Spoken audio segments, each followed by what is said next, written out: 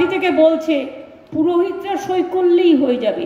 তাই যদি হয় তাহলে পুরোহিতদের নামটা এম্পাওয়ারমেন্ট গ্রুপে রেখে তাদের অথেন্টিকেট করলেন না কেন? বিজেপির পুরোহিত সই করলেই যদি নাগরিকত্ব পেয়ে যায়, তারা তো অলরেডি নাগরিক। আপনারা সবাই নাগরিক, আমরা সবাই নাগরিক, এটা মাথায় রাখবেন।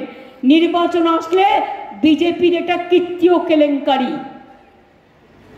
আমরা এনআরসি করতে দেব না, কে করতে দেব না, কারো অধিকার কেড়ে নিতে দেব না। মনে রাখবেন, আপনি যখনই অ্যাপ্লাই করবেন সঙ্গে সঙ্গে আপনার লক্ষ্মীর ভান্ডার কোথায় যাবে?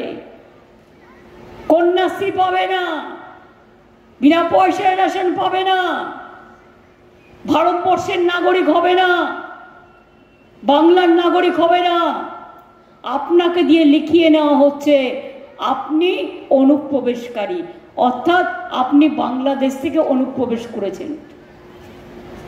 জিজ্ঞেস করুন না, এটা যদি এত ভালো হয়, যারা বিজেপির প্রার্থী তারা কেন করছে না? পার্টির 4টে লোক আদৌ নাম আছে কিনা কে জানে? কেউ করেনি কেন?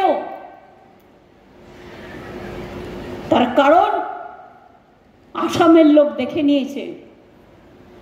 আমার এখানেও আপনারা দেখেছেন একজন মারা গেল এনআরসির ভয় পেয়ে। কেউ মারা যাবেন না।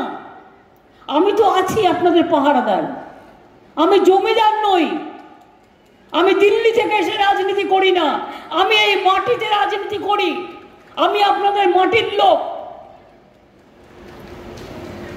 এনআরসি করতে দেব না, কারো অধিকার কেড়ে নিতে দেব না।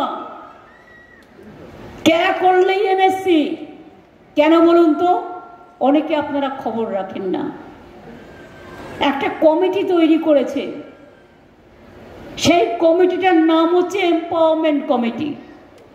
তারা নাকি কে সার্টিফিকেট দেবে। তাদের বলা হচ্ছে বাবা মায়ের জন্মের ঠিকুজি কুষ্টি নিয়ে এসো বাংলাদেশ থেকে। পারবেন তো নিয়ে আসতে? তাদের শিক্ষাগত যোগ্যতা নিয়ে আসতে পারবেন তো? আর 2, কে যদি এতই এনআরসি থেকে আলাদা হয় তা সেন্সাসের লোক কেন সেখানে ঢোকালেন?